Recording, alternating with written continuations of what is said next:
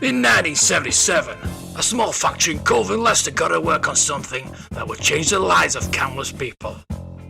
Little did they realise that people were still caring enough 40 years later to sit and listen to a guy waffle on about that product. This is the Star Wars Toy Podcast. Hello there. This is episode 35 of the Star Wars Toy Podcast. I'm Darth Mark, and unfortunately this week I've got a bit of a cold, and hopefully it's nothing any more serious than that, if you know what I mean. That is sweeping the world. And hopefully I can listen back to this podcast in about a year's time and everything will be okay and cleared up. And you know you're not going to get your baby Yodas on time because of it. That's when you know it's serious. Anyway, public information service out of the way. Let's get on with the podcast and start with this. The Star Wars Tracker Report. As you may or may not know, when you sign up to the Star Wars Tracker, Jared sends you an email weekly, and this is where the Star Wars Tracker Report comes from. Now, he's left a little note on this week's email. It is always nice to see a carded vinyl cape Jawa at auction in the public market. It is a nice test for where the market is going for high-end pieces, and it can be a barometer for the market in general. Coming in at $7,500, the single bid is certainly not the top end, but this particular example does suffer from the bubble dent, which will always be penalised. All considered, still a healthy price for a desirable piece. Also worthy of mention is the Lily Ledy R2-D2 12-inch figure with its box, and I do love the R2-D2. It's amazing. This version is unique to the Mexican 12-inch line for being a scaled-up version of the 3-inch figure. It achieved $2,125 with plenty of interesting bidders. Until next time, happy collecting, Jared. Be nice if he actually did one of those per week, but I know he's a busy man. I'd like to get him on the podcast sometime, but he's always turned me down because he's so busy. Anyway, onto the market activity for the 22nd of February to the 28th of February 2020. And all in all, 842 items were sold, with a total of £68,735. So, as always, I start with the top 5 accessories. Number 5, we have a Palatoy Death Star. It was loose, no box, and sold in the United Kingdom for £384. Wow, if that had complete, I would have liked to have got that myself. I certainly missed out on that one. That was on eBay, and there was 46 bids, and it is complete, in very good condition. I would have loved that. There's a myriad of things that I want, but the Palatoy Death Star is definitely one of them. I'm also after the Star Destroyer playset, because I've just completed my Bounty Hunter run. Just got 4 of them. So I would like to display them on the Star Destroyer playset with Darth Vader there. I should really have a segment on what I get per week, but I've got a YouTube channel for that, and everything that I find goes up on there. So check that out. Anyway, back to the tracker. At number 4, we have another Death Star, but this is a Tall Toys version, which is not cardboard, it's actually chipboard. And that was sold on the 24th February, my birthday, in Australia, for 800 Australian dollars. At number 3, we have another playset, and it's the Cloud City playset, another cardboard playset. Empire Strikes Back A playset with 4 figures, and that was sold in Germany for €505. You know, I'd love a line of Detolfs with all these playsets in, just to display my figures. We all have his dreams. Number 2, we have a Millennium Falcon, a UK G75 Kenner Return of the Jedi A, Luke Jedi Tatooine scene, sold in the United Kingdom for £994. But number 1, we have the 12-inch R2-D2, which is the Lily Ledy, which is absolutely amazing. Star Wars A picture box with window, sold in Mexico for $2,125. I'm going to put up a picture on Twitter, and I might put it in the thumbnail for this podcast of that R2-D2. If you want to check it out on Twitter, it is at Star Wars Toy Pod. So on to the top 5 loose figures now. At number 5, we have a R2-D2 pop-up lightsaber, AFA U85, sold in the United Kingdom for £499. Number 4, we have a blue snaggletooth, no dent, AFA 85, sold in the United Kingdom for £500. Number 3, we have Vinyl Cape Jawa. This was a Tortoise version, sold in Australia for 1,200 Australian dollars. Number 2, we have another Vinyl Cape Jawa, this time sold in the United States for $938.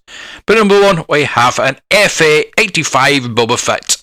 A Lily Ledy version again, we had one last week, sold in Mexico for $5,800 US. Wow. So on to the top 5 mint-on card figures now. Number 5, Darth Vader on a Kenner Power of the Force 92A card, sold in the United States for $725. Number 4, Boba Fett Kenner Star Wars 21B, sold in the United States for $875. Number 3, Luke Skywalker Imperial Stormtrooper outfit on a Kenner Power of the Force 92A card, sold in the United States for $960. Number 2, we have Luke Skywalker Fanboy Yellow Hair on a Kenner Return of the Jedi 77A card, sold in the United States for $1,026. That's one of those unusual, why did it go for so much kind of things. There was 48 bids on it, and the description does say unopened Luke Skywalker on original card. This is the alternate Gunner picture variant. Perhaps people thought they were getting a rare card there. Most of the original line did get repackaged in the Return of the Jedi line, just the picture changed, basically. And it did seem to be a good marketing ploy at the time. So on to our final mint-on card figure now. Number 1 is a Vinyl Cape Jawa on a card, yes, I know. Jared did mention it earlier. And it was on a Star Wars 12B card, sold for $7,500. Rare as hen's teeth. So that's your Star Wars tracker for this week. I hope you enjoyed it.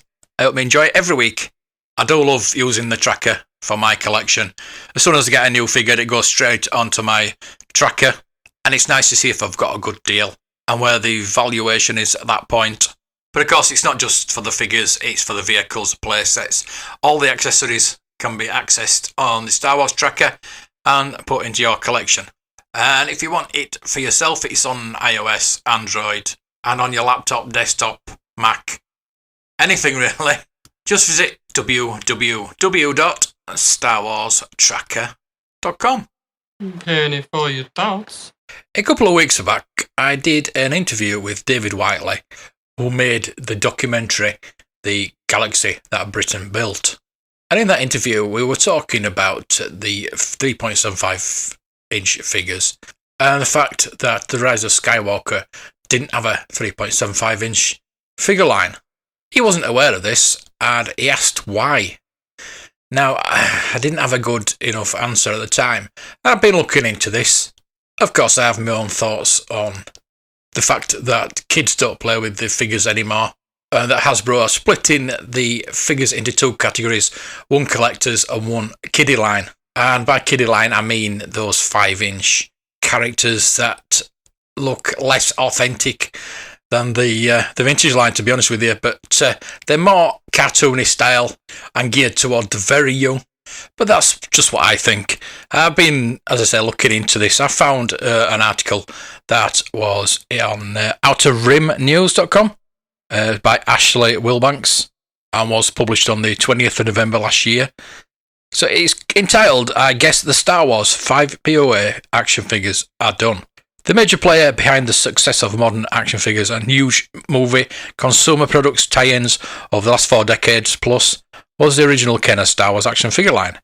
From the moment the figures debuted on store shelves, the pop culture and toy worlds changed forever.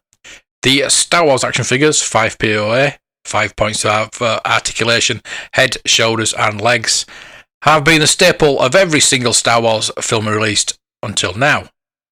In a recent Google Hangout question and answer session with Hasbro Star Wars brand team members Patrick Snyder and Sam Smith, the duo discussed many aspects of the Star Wars brand, including the famous 5 POA figures. Unfortunately, through the course of the chat, the team made it clear that the 5 POA figures are done for now, but that they are looking for ways to address the collector's market. The question was asked, the cancellation of the 5 POA basic assortment left a void when it comes to smaller vehicles and creatures. How are you going to compensate for this? Will we see more figures, creatures, or vehicles in the vintage collection? And they answered, it's something that the team is talking about. The Galaxy Adventures line is a kid-focused line now which will move forward. It was mentioned that they'll see how the vintage collection line will do this fall at retail, and if there will be a great response, we will likely see an increase. Well, at the Toy Fair last week, they only showed a couple of the vintage collection figures that they are going to release, the Jedi Luke and the Power Droid. And as I actually said last week, that I thought that they were coming away from the vintage collection, going towards more Black Series. And that looks like that is the deal now. Now, for me, that's not a big problem. But if you're collecting the vintage collection, it's a big problem.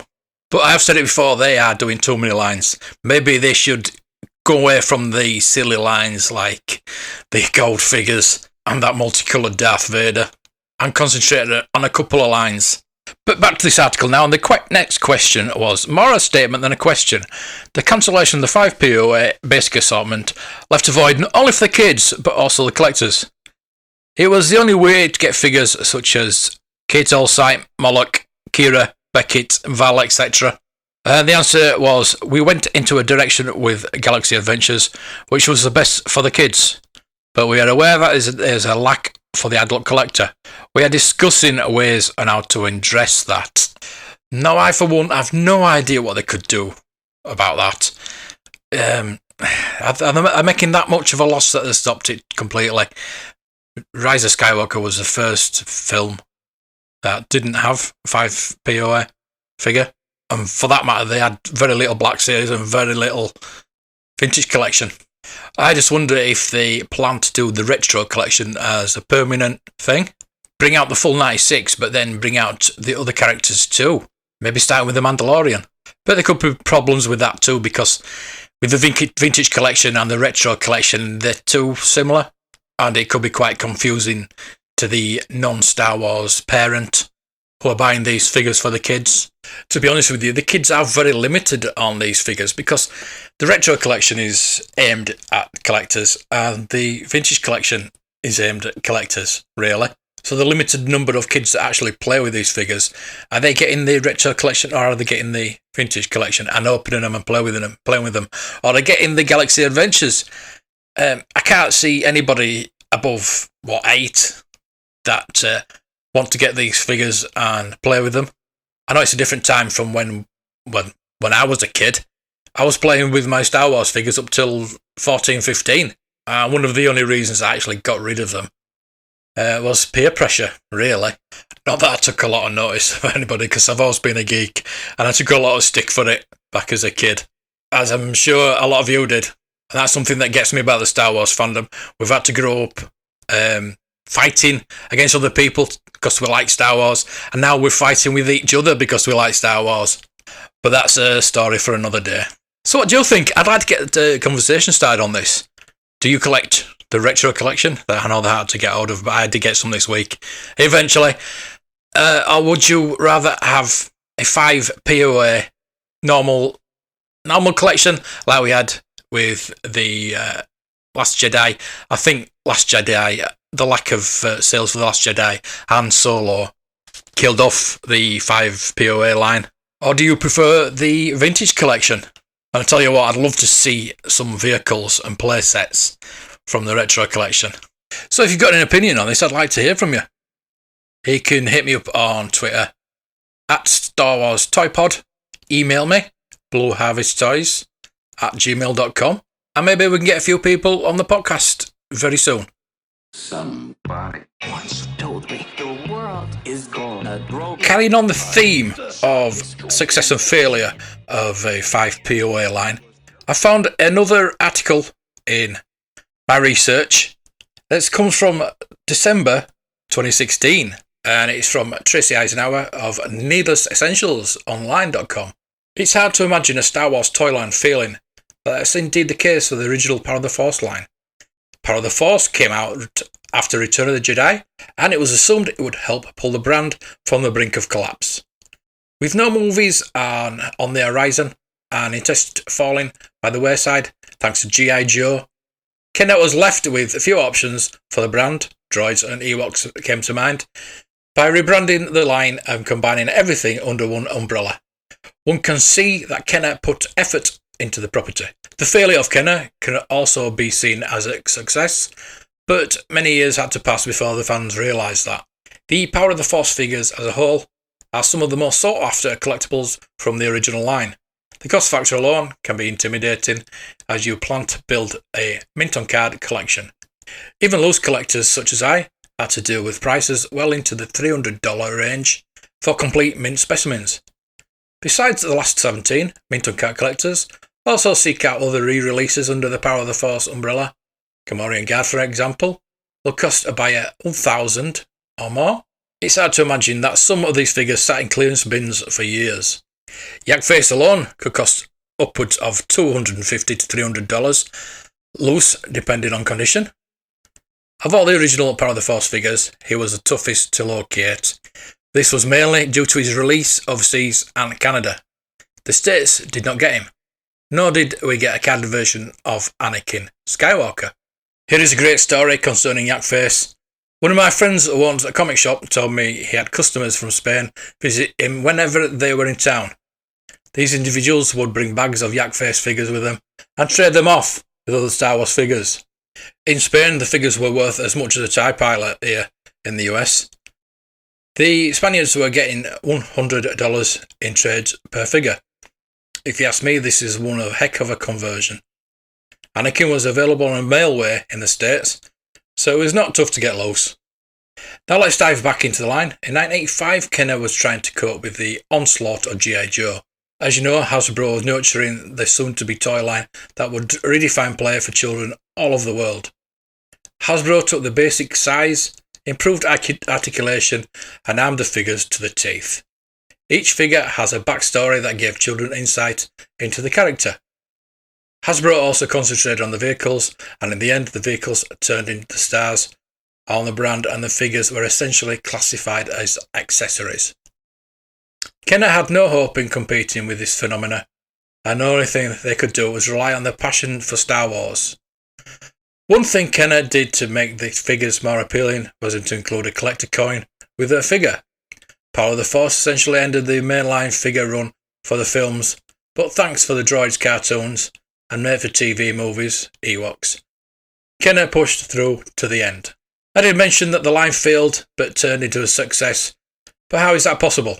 With a limited release of older figures under the Power of the Force banner, the line would become one of the most sought-after lines of modern collecting. Besides the reissues, the new figures introduced command high prices. In essence, the Power of the Force figures are the crowning jewels of the original toy run. The toy line might have failed, but for collectors today, the figures top most Star Wars fans' lists.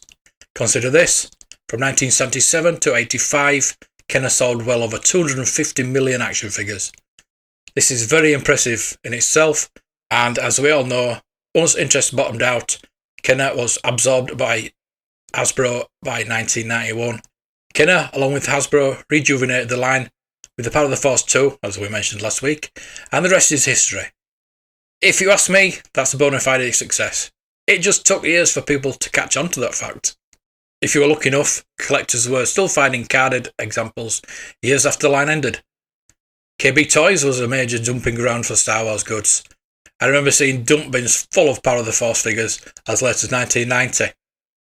Some stores still had a few floating about, mostly forgotten pieces in the back room or under deck plates, as late as 1998. I should know as I purchased a carded Power of the Force 80 SD driver for 50 cents. The card was trashed, but why not? Star Wars was hot again. So there you go, a nice article there. I'm not going to go into all the Power of the Force figures because I will talk about those after I've talked about the Return of the Jedi figures sometime soon.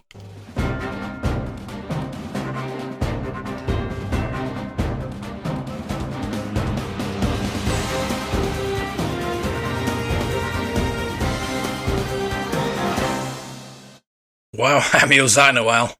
The prop store had a comic, art and collectibles live auction this week, and I will try to bring you the full results for the most exciting pieces in that auction next week.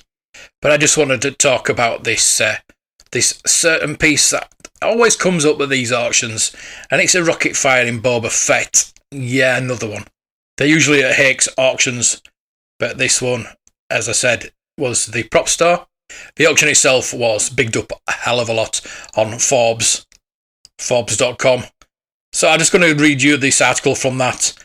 One of the holy grails of the Star Wars collectors is the rocket firing Boba Fett, which is going up for auction. The rare toy is worth over $80,000 and is just one of the lots in the prop store, toys, comic art and collectibles live auction, which kicks off on Wednesday the 4th of March. The Boba Fett collectible has a starting bid of $30,000, but absentee bids have already hit the $62,500 mark before the auction officially begins. It actually sold for $75,000, so they weren't too far off. Not as much as it might have got at Hakes, but there you go. There is a reason why this lot, which comes with a Certificate of Authentication, or COA, has a firm place in Star Wars toy lore. This rocket-firing Boba Fett, which is unpainted and made of blue plastic, is a prototype that utilised the L-slot design, named after the shape of the backpack mechanism, to allow the rocket to fire. It never went into production, but was used by toy maker Kenner to promote the second film in the franchise, Star Wars The Empire Strikes Back. It was intended to be mailed out to people who collected a certain number of proof of purchase coupons from other Star Wars toys. The reason it never went into production was due to safety concerns, here we go again, over the projectile rocket potentially causing injury to a small child. And full enough, Kenner made the call after an infant died after playing with a similar rocket launching toy. I'm not being flippant about that because that bit is true. The child died from a Battlestar Galactica firing toy, but that wasn't the major concerns for Kenner. They just couldn't get it to work for the price they wanted for it. As a result, the L-slot backpack mechanism changed to a J-slot, designed to prevent misfiring. Eventually, the rocket launcher was removed, and none of the firing toys were never made available to the general public. This rocket-firing Boba Fett is one of the few prototypes known to exist. It is being sold in a sealed acrylic case and framed with its grading certificate, which is known as 85 Near Mint Plus rating from the Collectible Investment Brokerage, CIB. Another high-end item also intended for use in the promotion of the Star Wars Empire Strikes Back line is a Lando Calrissian large-size action figure outfit, which is expected to sell for between $40,000 and $60,000 and has a starting price of $20,000. Meant to be worn by a large Lando action figure, it was never produced and was featured in early promotion photography for Kenner's Star Wars line. Because the final product never went into production, an extremely low number of these outfits exist. The toy is one of the 673 lots in the 2020 Toy, Comic Art and Collectibles auction, which also features classic toys and artwork from a range of IPs, the likes of Transformers, G.I. Joe, Batman, Battlestar Galactica and more. And so I said I will chase it up, get the results and just pick out a few of the best items that you may be. I don't want to go through the whole list of them, not the all 673 obviously. I did ask the prop store for a catalogue, but they were charging £27 for them. But at the end of the day, if you can afford $75,000 on a bit of plastic, you can afford £27 for a catalogue. So that'll just about do it for this week's podcast. If you like what I do, please pop onto Patreon. And it only costs like $1 a month just to help me out to grow this podcast. I'd like to do it daily. I've said this before. I'd like to do it daily, just with the news. Not a lot of news actually around, but enough to do maybe a 5-10 minute podcast a day, and then do this half an hour podcast talking about vintage once a week. It would really help me out. I'm putting some articles up there that I'm writing, and I'm doing a lot of videos over on YouTube. I'm trying to big that up a bit more. I'm doing proper thumbnails now. I've got a Tea Public store. There, I'm going to be giving away some T-shirts very soon. Maybe when I hit 100 subscribers on YouTube, or I'll have to think about that. I'll let you know. All my links are in the show notes for YouTube, Tea Public, Patreon, the email for the show, everything. I have been hearing from more and more people about this podcast and what they like about it, and it's really encouraging. It drives me more to do more. If you want to do a review, do a recording and send it out to me. Or if you want to come on the podcast yourself, let me know. It'd be nice to have somebody to talk to. So until next week, thank you for listening. I really appreciate it. And may the toys be with you. Just one more round, friend, then homeward bound, friend. Don't forget me in your dreams. Just one more song, friend, and then so long, friend. The nights get shorter, it seems. Just one more rhyme, friend. Yes, it's a crime, friend. But you know time, friend. Time can fly. So it's good night, friend. Good night, but not goodbye.